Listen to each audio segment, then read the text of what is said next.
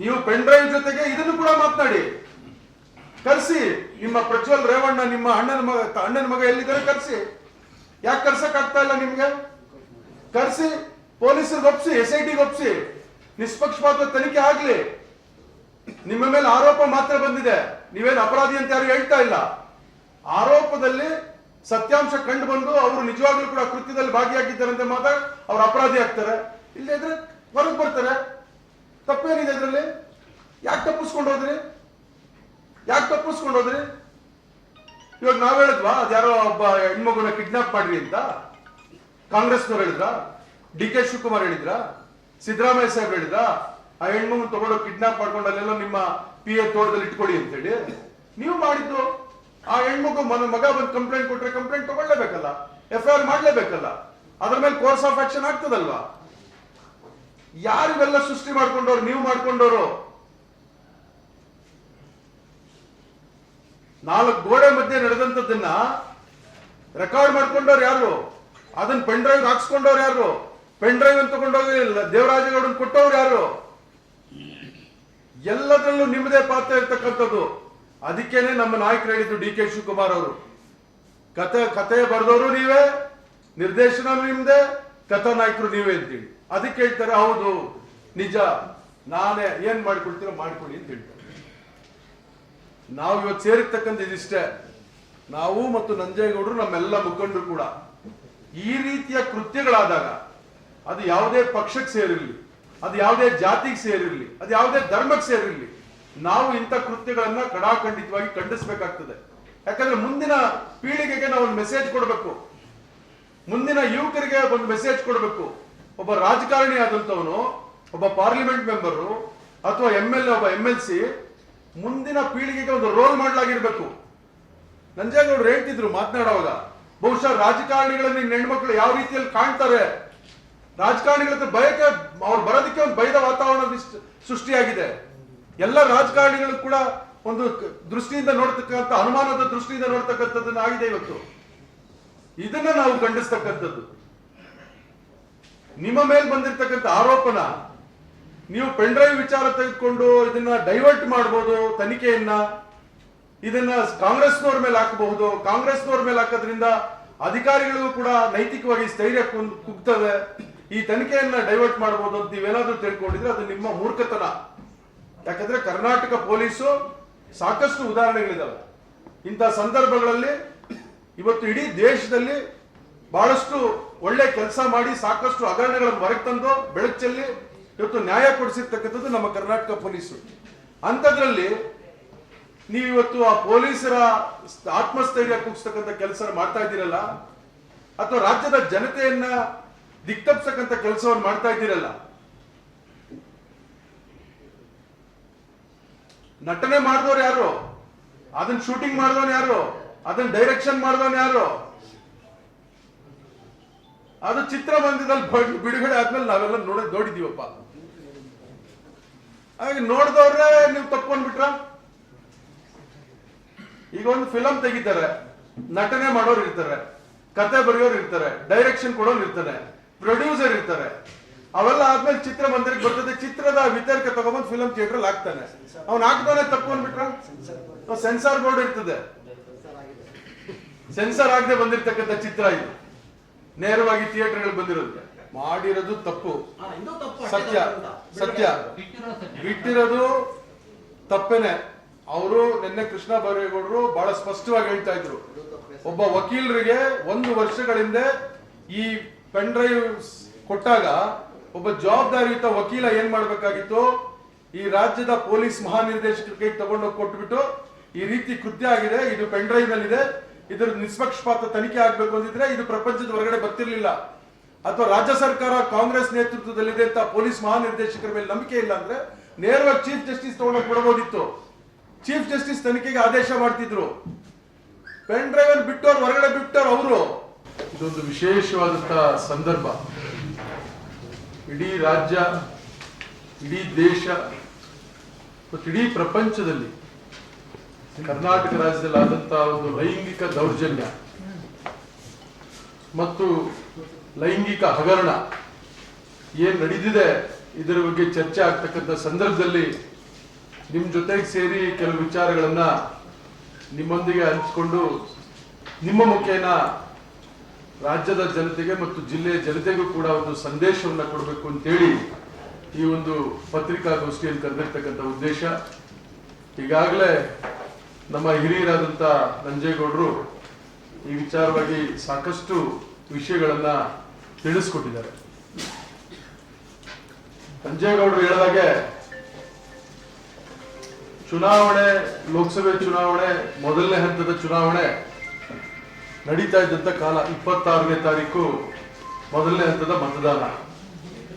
ಬಹುಶಃ ಅದಕ್ಕೆ ಮುಂಚಿತವಾಗಿ ಒಂದು 2-3 ದಿವಸಗಳ ಮುಂಚೆ ಇದು ಎಲ್ಲೋ ಒಂದ್ ಕಡೆ ಹಾಸನದಲ್ಲಿ ಈ ಪೆನ್ ಡ್ರೈವ್ ಬಿಡುಗಡೆ ಆಗಿ ಅಲ್ಲಿಗೆ ಮಾತ್ರ ಚರ್ಚೆ ಸೀಮಿತವಾಗಿತ್ತು. ಮೊದಲನೇ ಹಂತದ ಮತದಾನ ಮುಗಿದ ನಂತರ ಇದು ಇಡೀ ರಾಜ್ಯವ್ಯಾಪಿ ಚರ್ಚೆಗೆ ಬಂತು. ಅದಾದ್ಮೇಲೆ ದೇಶವ್ಯಾಪಿ, ಇಡೀ ಪ್ರಪಂಚದಾದ್ಯಂತ ನಾವು ಬೇರೆ ಬೇರೆ ದೇಶಗಳಲ್ಲಿ ಕೂಡ ಈ ಒಂದು ಲೈಂಗಿಕ ದೌರ್ಜನ್ಯ ಮತ್ತು ಲೈಂಗಿಕ ಹಗರಣ ಏನ್ ನಡೆದಿದೆ ಇದರ ಬಗ್ಗೆ ಮಾತನಾಡ್ತಕ್ಕಂಥದ್ದು, ಚರ್ಚೆ ಮಾಡ್ತಕ್ಕಂಥದ್ದು ಮಾಧ್ಯಮದ ಮೂಲಕ ನಾವು ಕೂಡ ಎಲ್ಲ ನೋಡಿದ್ದೀವಿ. ಬಹುಶಃ ಈ ಒಂದು ಲೈಂಗಿಕ ದೌರ್ಜನ್ಯ ಮತ್ತು ಲೈಂಗಿಕ ಕೃತ್ಯ ಹಗರಣ ಏನಿದೆ ಪ್ರಪಂಚದಲ್ಲೇ ಅತಿ ದೊಡ್ಡ ಲೈಂಗಿಕ ಹಗರಣ ಅಂತೇಳಿ ನಾನಾದ್ರೂ ಕೂಡ ಇವತ್ತು ಹೇಳಲಿಕ್ಕೆ ಬಯಸ್ತೇನೆ. ಇವತ್ತು ಅಷ್ಟು ದೊಡ್ಡ ಲೈಂಗಿಕ ಹಗರಣ ನಮ್ಮ ರಾಜ್ಯದಲ್ಲಿ ನಡೆದಂತ ಸಂದರ್ಭದಲ್ಲಿ ಒಂದು ಜವಾಬ್ದಾರಿಯುತ ಸರ್ಕಾರ ಏನ್ ಮಾಡಬಹುದು ಅನ್ನೋದನ್ನ ನಾವೆಲ್ಲ ಯೋಚನೆ ಮಾಡಿದಾಗ ರಾಜ್ಯ ಸರ್ಕಾರದ ಹಂತದಲ್ಲಿ ಒಂದು SIT ಅನ್ನ ಮಾಡಿ ಪ್ರಾಮಾಣಿಕ ಪೊಲೀಸ್ ಅಧಿಕಾರಿಗಳನ್ನ ಆ ತಂಡದಲ್ಲಿ ಸೇರಿಸಿ ಈ ತನಿಖೆಯನ್ನ ಪ್ರಾರಂಭ ಮಾಡಿದ್ರು. ಪ್ರಾರಂಭದ ಮೊದಲನೇ ದಿವಸ ಈ ಒಂದು ಲೈಂಗಿಕ ಹಗರಣ ಅಥವಾ ದೌರ್ಜನ್ಯ ಏನ್ ಹೇಳ್ತಿದ್ದೀವಿ ಅಥವಾ SITಯ ನೇಮಕಾತಿ ಏನಾಗಿದೆ ಇದರ ಬಗ್ಗೆ ಯಾವ ಪಕ್ಷದ ಸಂಸದರು ಈ ಲೈಂಗಿಕ ಹಗರಣದಲ್ಲಿ ಪಾಲ್ಗೊಂಡಿದ್ದಾರೆ ಆ ಪಕ್ಷದ ಅಧ್ಯಕ್ಷರಾಗಿ ಮಾನ್ಯ ಕುಮಾರಸ್ವಾಮಿ ಅವರು ಈ ಒಂದು SIT ನೇಮಕಾತಿಯನ್ನ ಸ್ವಾಗತ ಮಾಡಿದ್ರು. ಅದಾದ ನಂತರ ಈ ಹಗರಣದ ಬಗ್ಗೆ ಅವರು ಕೂಡ ವಿರೋಧವನ್ನ ವ್ಯಕ್ತಪಡಿಸಿದ್ರು, ಖಂಡಿಸಿದ್ರು. ಉಪ್ಪು ತಿಂದವರು ನೀರು ಕುಡಿತಾರೆ ಅಂತ ಹೇಳಿದ್ರು. ಇನ್ನೂ ಒಂದು ಹೆಜ್ಜೆ ಮುಂದೆ ಹೋಗಿ ಪ್ರಜ್ವಲ್ ರೇವಣ್ಣನಿಗೂ ನಮ್ಮ ಕುಟುಂಬಕ್ಕೂ ಯಾವುದೇ ರೀತಿಯಾದ ಸಂಬಂಧ ಇಲ್ಲ, ಆ ಕುಟುಂಬ ರೇವಣ್ಣನ ಕುಟುಂಬ ಬೇರೆ, ನಮ್ಮ ಕುಟುಂಬ ಬೇರೆ, ಇದಕ್ಕೆ ನಮ್ಮನ್ನ ನೀವು ತಗೊಂಡ್ಬರ್ಬೇಡಿ, ದೇವೇಗೌಡರನ್ನಾಗ್ಲಿ ನಮ್ಮನ್ನಾಗ್ಲಿ ಕೂಡ ಇದರ ಒಂದು ಹಗರಣಕ್ಕೆ ಸಿಲ್ಕ್ ಹಾಕ್ಬೇಡಿ ಅಂತ ಕೂಡ ಮಾಧ್ಯಮದ ಮೂಲಕ ಅವ್ರು ಹೇಳಿದ್ದನ್ನು ನಾವು ನೀವೆಲ್ಲ ಕೂಡ ಸಾಕ್ಷೀಕರಿಸಿದ್ವಿ. ಅದೇ ರೀತಿ ಬಿಜೆಪಿಯವರು ಕೂಡ ಅದು ನಮ್ಮ ಪಕ್ಷಕ್ಕೆ ಸಂಬಂಧಿಸಿದಲ್ಲ, ಅದು JDS ಪಕ್ಷದ ಒಬ್ಬ ಸಂಸದರು ಮಾಡಿದಂತ ಕೃತ್ಯ, ನಾವು ಇದನ್ನ ಯಾವತ್ತೂ ಕೂಡ ಇಂಥದನ್ನ ಪ್ರೋತ್ಸಾಹಿಸುವುದಿಲ್ಲ, ಇದನ್ನ ನಾವು ಕೂಡ ಖಂಡಿಸ್ತೀವಿ, ಇದು ತನಿಖೆ ಆಗಬೇಕು, ಇದರಿಂದ ತನಿಖೆಯಿಂದ ಸತ್ಯಾಂಶ ಹೊರಗೆ ಬರಬೇಕು ಅಂತ ಹೇಳಿದ್ರು. ಆಗ ನಾವು ಕೂಡ ಇಲ್ಲ, ಒಳ್ಳೆ ದಾರಿಯಲ್ಲಿ ಇವತ್ತು ಸಾಗ್ತಾ ಇದೆ, ಈ ರೀತಿಯ ಪ್ರಕರಣಗಳು ನಾವು ನೋಡಲೇ ಇಲ್ಲ, ನಾವು ಕಂಡೇ ಇಲ್ಲ, ಅಂತ ಒಂದು ಪ್ರಕರಣ ಆಗಿದೆ. ಇಂಥ ಸಂದರ್ಭದಲ್ಲಿ ಪಕ್ಷ, ಜಾತಿ, ಧರ್ಮ ಎಲ್ಲವನ್ನ ಹೊರಗಿಟ್ಟು ಒಂದು ನಿಷ್ಪಕ್ಷಪಾತವಂತ ತನಿಖೆ ಆಗ್ಬೇಕು ಅಂತೇಳಿ ಇವತ್ತು ವಿರೋಧ ಪಕ್ಷದವರು ಕೂಡ ಸ್ವಾಗತ ಮಾಡಿರೋದನ್ನ ನೋಡಿದ್ರೆ ಇದು ಸರಿದಾರಿಯಲ್ಲಿ ಹೋಗ್ಬಹುದು ಅಂತೇಳಿ ನಾವೆಲ್ಲ ಕೂಡ ಭಾವಿಸ್ಕೊಂಡಿದ್ವಿ. ಆದ್ರೆ ಅದಾದ ಒಂದು ವಾರಗಳ ನಂತರ ತನಿಖೆಯನ್ನ ದಿಕ್ತಪ್ಪಿಸ್ತಕ್ಕಂಥ ಕೆಲಸವನ್ನ ಇವತ್ತು ವ್ಯವಸ್ಥಿತವಾಗಿ ರಾಜ್ಯದಲ್ಲಿ ನಡೀತಾ ಇದೆ. ಈ ತನಿಖೆಯನ್ನ ದಿಕ್ತಪ್ಪಿಸಬೇಕು, ಈ ತನಿಖೆಯಲ್ಲಿ ಯಾರು SITಯಲ್ಲಿರ್ತಕ್ಕಂಥ ಅಧಿಕಾರಿಗಳ ನೈತಿಕ ಸ್ಥೈರ್ಯವನ್ನು ಕುಗ್ಗಿಸಬೇಕು, ಸತ್ಯಾಂಶ ಹೊರಗೆ ಬರಬಾರದು ಅಂತಕ್ಕಂಥ ರೀತಿಯಲ್ಲಿ ಇವತ್ತು ಕೆಲವು ಬೆಳವಣಿಗೆಗಳು ಆಗ್ತಾ ಇದ್ದಾವೆ. ಎಲ್ಲಿಗೆ ಬಂದು ನಿಂತಿದೆ ಅಂದ್ರೆ, ಈ ಪೆನ್ ಡ್ರೈವ್ ಯಾರು ಬಿಡುಗಡೆ ಮಾಡಿದ್ರು, ಈ ಪೆನ್ ಡ್ರೈವ್ ಬಿಡುಗಡೆ ಮಾಡಿದ ಮೇಲೆನೆ ಇವತ್ತು ಚರ್ಚೆಗಳಾಗ್ತಾ ಇದ್ದಾವೆ. ಎಲ್ಲಾ ಮಾಧ್ಯಮಗಳಲ್ಲೂ ಕೂಡ ದಿನ ಬೆಳಗಾದ್ರೆ ನಾವು TV ಆನ್ ಮಾಡಿದ್ರೆ ದಿನ ಬೆಳಗ್ಗೆಯಿಂದ ಸಂಜೆವರೆಗೂ ಕೂಡ ಪೆನ್ ಡ್ರೈವ್ ಯಾವ ರೀತಿ ಬಿಡುಗಡೆ ಆಯ್ತು, ಯಾರು ಬಿಡುಗಡೆ ಮಾಡಿದ್ರು, ಇದರಿಂದ ಯಾರಿದ್ದಾರೆ, ಇಷ್ಟೇ ಚರ್ಚೆ ಆಗ್ತಾ ಇದೆಯೇ ವಿನ ಪೆನ್ ಡ್ರೈವ್ ಅಲ್ಲಿ ಇರ್ತಕ್ಕಂಥ ಲೈಂಗಿಕ ಕೃತ್ಯ ಏನ್ ನಡೆದಿದೆ, ಆ ದೌರ್ಜನ್ಯ ಏನಾಗಿದೆ ಆ ಹೆಣ್ಮಕ್ಳ ಮೇಲೆ, ಆ ಕೃತ್ಯದ ಬಗ್ಗೆ ಯಾರು ಕೂಡ ಮಾತನಾಡ್ತಾ ಇಲ್ಲ. ಇವತ್ತು ಒಬ್ಬ ಜವಾಬ್ದಾರಿಯುತ ಸಂಸದರಾಗಿ ಅವರು ಪ್ರಾಮಾಣಿಕರಾಗಿದ್ದರೆ ಅವರು ಜರ್ಮನ್ ಹೋಗ್ತಕ್ಕಂಥ ಅಗತ್ಯ ಏನಿತ್ತು? ಆಯ್ತು, ಜರ್ಮನ್ಗೂ ಕೂಡ ಪೂರ್ವ ನಿಯೋಜಿತ ಕಾರ್ಯಕ್ರಮ ಇತ್ತು, ಹೋಗಿದ್ರೆ ಅಂತ ಭಾವಿಸ್ಕೊಳ್ಳೋಣ. SIT ನೇಮಕ ಆದ್ಮೇಲೆ ನೋಟಿಸ್ ಕೊಟ್ಟ ಮೇಲೆ ಅವ್ರು ತಕ್ಷಣ ವಾಪಸ್ ಬರಬಹುದಿತ್ತು. ಇವತ್ತು ಆ ವ್ಯವಸ್ಥೆ ಇದೆ. ಇಡೀ ಪ್ರಪಂಚದಲ್ಲಿ ಯಾವುದೇ ಮೂಲೆಯಿಂದ ಯಾವಾಗ ಬೇಕಾದ್ರೂ ಹೋಗಿ ಬರ್ತಕ್ಕಂಥ ಅವಕಾಶ ಇದೆ. ಅವರ ವಕೀಲರ ಮುಖಾಂತರ 7 ದಿವಸಗಳ ಕಾಲಾವಕಾಶ ಕೇಳಿದ್ರು. ಆ 7 ದಿವಸಗಳು ಮುಗಿದೋಯ್ತು. ಅದರ ಬಗ್ಗೆ ಚರ್ಚೆ ಆಗ್ತಾ ಇಲ್ಲ. ಅವ್ರು ಕಾಲಾವಕಾಶ ಕೇಳಿದ್ರ ಬಗ್ಗೆ ಚರ್ಚೆ ಆಗ್ತಾ ಇಲ್ಲ. ಅವ್ರು ಕಾಲಾವಕಾಶ ಕೇಳಿದಂತ 7 ದಿವಸಗಳು ಮುಗಿದೋಯ್ತು, ಅದ್ರ ಬಗ್ಗೆನೂ ಚರ್ಚೆ ಆಗ್ತಾ ಇಲ್ಲ. ಆ ಕೃತ್ಯದ ಬಗ್ಗೆನೂ ಚರ್ಚೆ ಆಗ್ತಾ ಇಲ್ಲ. ಅಲ್ಲಿ ಹೆಣ್ಮಕ್ಳಿಗಾಗಿರ್ತಕ್ಕಂಥ ಅನ್ಯಾಯದ ಬಗ್ಗೆ ಕೂಡ ಚರ್ಚೆ ಆಗ್ತಾ ಇಲ್ಲ.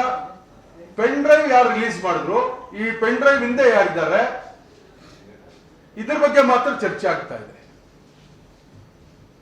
ಇವತ್ತು ಒಂದು ಲೈಂಗಿಕ ಹಗರಣ, ಒಂದು 4 ಗೋಡೆ ಮಧ್ಯೆ ನಡೆಯುವಂತ ಒಂದು ಕೃತ್ಯದಲ್ಲಿ, ಇಬ್ಬರು ಮಧ್ಯೆ ನಡೆಯುವಂತ ಒಂದು ಕೃತ್ಯದಲ್ಲಿ ವಿಡಿಯೋ ಯಾರು ಮಾಡಿದ್ರು? DK ಶಿವಕುಮಾರ್ ಹೋಗಿ ಮಾಡಿದ್ರ, ಅಥವಾ ಸಿದ್ದರಾಮಯ್ಯ ಸಾಹೇಬ್ರ ಮೇಲೆ ಆರೋಪ ಮಾಡ್ತಾರಲ್ಲ, ನಮ್ಮ ಪಕ್ಷದವ್ರು ಯಾರಾದ್ರೂ ಇದರಲ್ಲಿ ಭಾಗಿಯಾಗಿದ್ದಾರಾ? ಇಬ್ಬರು ಮಧ್ಯ ನಡೆಯುವಂತ ಒಂದು ವ್ಯವಹಾರದಲ್ಲಿ ಅವರಿಬ್ರು ಬಿಟ್ರೆ ಮೂರನೇವರಿದ್ರೆ ವಿಡಿಯೋ ಮಾಡಬಹುದು, ಅಥವಾ ಅವರಿಬ್ರು ಸೇರ್ಕೊಂಡು ಇಬ್ಬರಲ್ಲಿ ಯಾರಾದ್ರೂ ಒಬ್ರು ಇದನ್ನ ವಿಡಿಯೋ ಮಾಡ್ಕೊಬೇಕಾಗ್ತದೆ, ಮುಂದೆ ಅವಕಾಶ ಇದೆ ಅಂತೇಳಿ ಅವರೇ ಮಾಡಿರ್ಬೋದು. ಇದ್ರ ಬಗ್ಗೆ ಚರ್ಚೆ ಆಗ್ತಾ ಇಲ್ಲ. ನಾವೆಲ್ಲ ಕೂಡ ತಲೆ ತಗ್ಸ್ತಕ್ಕಂಥ ವಿಚಾರ. ನಮ್ಮ ಸಂಸ್ಕೃತಿ ಹೆಂಗೆ ಅಂದ್ರೆ, ಭಾರತ ದೇಶದ ಸಂಸ್ಕೃತಿ ಹೆಣ್ಣಿನ ಬಗ್ಗೆ ಅಪಾರವಾದಂತ ಗೌರವ ಇರ್ತಕ್ಕಂಥವ್ರು. ಹೆಣ್ಣನ್ನ ದೇವತೆಗೆ ಹೋಲಿಸ್ತೀವಿ. ಇವತ್ತು ನಮಗೆ ಜನ್ಮ ಕೊಟ್ಟಂತವಳು ಹೆಣ್ಣು. ಹೆಣ್ಣಿಲ್ದೇ ಇದ್ರೆ ಈ ಪ್ರಪಂಚದ ಸೃಷ್ಟಿನೇ ಇಲ್ಲ. ಆದ್ರೆ ಇವತ್ತು ಆ ಹೆಣ್ಣು ಮಕ್ಕಳಿಗಾಗಿರ್ತಕ್ಕಂಥ ಅನ್ಯಾಯದ ಬಗ್ಗೆ ನಮ್ಮ ವಿರೋಧ ಪಕ್ಷದವರೇನು JDS ನವರು ಇರ್ಬೋದು ಅಥವಾ BJP ಅವರು ಇರ್ಬೋದು, ಅದರ ಬಗ್ಗೆ ಚರ್ಚೆ ಮಾಡ್ತಾ ಇಲ್ಲ. ಪೆನ್ ಡ್ರೈವ್ ಮಾಡಿದವ್ರು ಯಾರು, ಪೆನ್ ಡ್ರೈವ್ ಯಾರ ಕೈಗೆ ಬಂತು, ಯಾರ ಕೈಯಿಂದ ಎಲ್ಲಿಗೋಯ್ತು, ಹೆಂಗ್ ಬಿಡುಗಡೆ ಆಯ್ತು, ಓಪನ್ ಆಗಿ ಹೇಳ್ತಾನೆ ದೇವರಾಜೇಗೌಡ. 1 ವರ್ಷದಿಂದ ಹೇಳ್ತಾನೆ, ಒಬ್ಬ ಜವಾಬ್ದಾರಿ ಇರುವಂತ ವಕೀಲ, ಬಿಜೆಪಿಯ ಹೊಳೆನರಸೀಪುರದ ವಿಧಾನಸಭೆಯ ಅಭ್ಯರ್ಥಿಯಾಗಿದ್ದಂತವನು 1 ವರ್ಷದಿಂದ ಹೇಳ್ತಾ ಇದ್ದಾನೆ, ನನ್ನ ಹತ್ರ ಪೆನ್ ಡ್ರೈವ್ ಇದೆ, ನಾನು ಬಿಡುಗಡೆ ಮಾಡ್ತೀನಿ ಅಂದ್ರೆ ಕೋರ್ಟ್ ಇಂದ ಸ್ಟೇ ತಂದಿದ್ದಾರೆ, ರೇವಣ್ಣವ್ರ ಕುಟುಂಬದವರು ಬಿಡುಗಡೆ ಮಾಡಬಾರ್ದು ಅಂತ ಹೇಳಿ. ನನಗೆ ಇದರಿಂದ ಅವ್ರ ಕುಟುಂಬದಿಂದ ಬಹಳಷ್ಟು ನೋವು ಅನುಭವಿಸಿದ್ದೇನೆ, ನನ್ನ ಪತ್ನಿಯನ್ನು ಕಳ್ಕೊಂಡಿದ್ದೀನಿ, ನನಗಿವತ್ತು ಆದಂತ ಅನ್ಯಾಯ ಈ ರಾಜ್ಯದ ಬೇರೆ ಯಾವ ಹೆಣ್ಮಕ್ಳಿಗೂ ಆಗ್ಬಾರ್ದು, ಯಾವ ಕುಟುಂಬಕ್ಕೂ ಆಗ್ಬಾರ್ದು ಅಂತ ಹೇಳಿದಂತ ವ್ಯಕ್ತಿ ಇವತ್ತು ಉಲ್ಟಾ ಹೊಡೆದು ಈ ಪೆನ್ ಡ್ರೈವ್ ಬಿಡುಗಡೆಯಲ್ಲಿ ನಾನೇ ಸ್ವತಃ ಬಿಡುಗಡೆ ಮಾಡಿದ್ದು ಅಂತ ಹೇಳಿದಂತ ವ್ಯಕ್ತಿ ಈ ಪೆನ್ ಡ್ರೈವ್ ಬಿಡುಗಡೆ ಮಾಡೋದ್ರಲ್ಲಿ ಶಿವಕುಮಾರ್ ಅವರ ಕೈವಾಡ ಇದೆ ಅಂತ ಹೇಳ್ತಾನೆ ಅಂತಂದ್ರೆ, ಅದು ಕೂಡ ತನಿಖೆ ಆಗ್ಲಿ, ತಪ್ಪೇನಿದೆ. ಯಾರ್ಯಾರ್ದು ಕೈವಾಡ ಇದೆ ಅಂತ ಎಲ್ಲ ಕೂಡ ತನಿಖೆ ಆಗ್ತದಲ್ಲ SIT ಯಲ್ಲಿ. ತನಿಖೆ ಆಗೋದಕ್ಕೆ ಮುಂಚೆ, ಸತ್ಯಾಂಶ ಹೊರಬರೋದಕ್ಕೆ ಮುಂಚೆನೆ ಇವತ್ತು ಕುಮಾರಸ್ವಾಮಿ ಅವರು ಒಂದು ಕಾಯಕ ಮಾಡ್ಕೊಂಡ್ಬಿಟ್ಟಿದ್ದಾರೆ. ಬೆಳಗ್ಗೆ ಆದ್ರೆ ಒಂದು ಪ್ರೆಸ್ ಮೀಟು, ಸಂಜೆ ಆದ್ರೆ ಒಂದು ಪ್ರೆಸ್ ಮೀಟ್. ಬೆಳಗ್ಗೆ ಆದ್ರೆ ಒಬ್ಬರ ಮೇಲೆ ಆರೋಪ, ಸಂಜೆ ಆದ್ರೆ ಇನ್ನೊಬ್ಬರ ಮೇಲೆ ಆರೋಪ. ಅದು ಯಾವ ಮಟ್ಟಕ್ಕೆ ಆರೋಪ ಮಾಡ್ತಾರಂದ್ರೆ, ಹಿರಿಯ IPS ಅಧಿಕಾರಿಗಳಿರ್ತಕ್ಕಂಥ SIT ಯನ್ನ ಶಿವಕುಮಾರ್ ಇನ್ವೆಸ್ಟಿಗೇಷನ್ ಟೀಮ್ ಅಂತ ಹೇಳ್ತಾರೆ, ಸಿದ್ದರಾಮಯ್ಯ ಇನ್ವೆಸ್ಟಿಗೇಷನ್ ಟೀಮ್ ಅಂತ ಹೇಳ್ತಾರೆ, ಸೂರ್ಜೇವಾಲಾ ಇನ್ವೆಸ್ಟಿಗೇಷನ್ ಟೀಮ್ ಅಂತ ಹೇಳ್ತಾರೆ.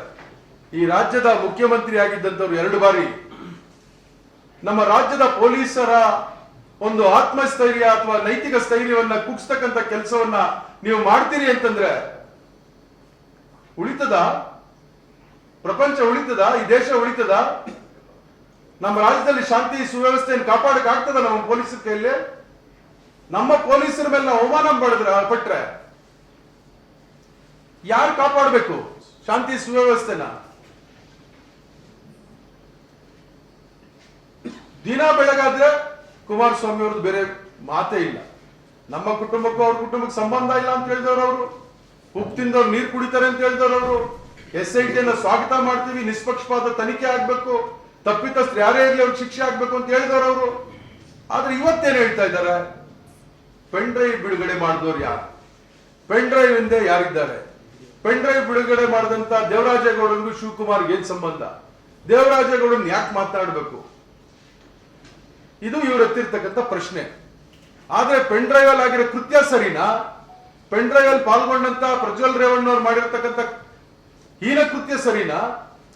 ಯಾರು ಪ್ರಜ್ವಲ್ ರೇವಣ್ಣ ಅವರ ದೌರ್ಜನ್ಯದಿಂದ ಇವತ್ತು ಅತ್ಯಾಚಾರಕ್ಕೆ ಒಳಗಾಗಿದ್ದಾರೆ, ಆ ಹೆಣ್ಮಕ್ಳ ಮುಂದಿನ ಗತಿ ಏನು, ಅವರ ಭವಿಷ್ಯ ಏನು, ಅವ್ರ ಕುಟುಂಬದ ಭವಿಷ್ಯ ಏನು, ಇದ್ರ ಬಗ್ಗೆ ಚರ್ಚೆ ಮಾಡಬೇಕಿತ್ತು ಒಬ್ಬ ಜವಾಬ್ದಾರಿಯುತ ಮಾಜಿ ಮುಖ್ಯಮಂತ್ರಿಗಳಾಗಿ. ನಾನು ಹೇಳ್ತಿದ್ರು ಅವರು, ನಾನು ಒಂದು ಪಕ್ಷದ ಶಾಸಕಾಂಗ ಪಕ್ಷದ ನಾಯಕನಾಗಿ ಈ ವಿಚಾರವನ್ನ ಮಾತನಾಡ್ತಾ ಇದ್ದೀನಿ ಅಂತ. ಹೌದು, ಒಂದು ಪಕ್ಷದ ಶಾಸಕಾಂಗ ಪಕ್ಷದ ನಾಯಕರಾದಂತವರು ನಿಮ್ಗೆ ಅತಿ ದೊಡ್ಡ ಜವಾಬ್ದಾರಿ ಇರ್ತದೆ, ಅದರಲ್ಲೂ ಕೂಡ ವಿರೋಧ ಪಕ್ಷದಲ್ಲಿರೋರಿಗೆ.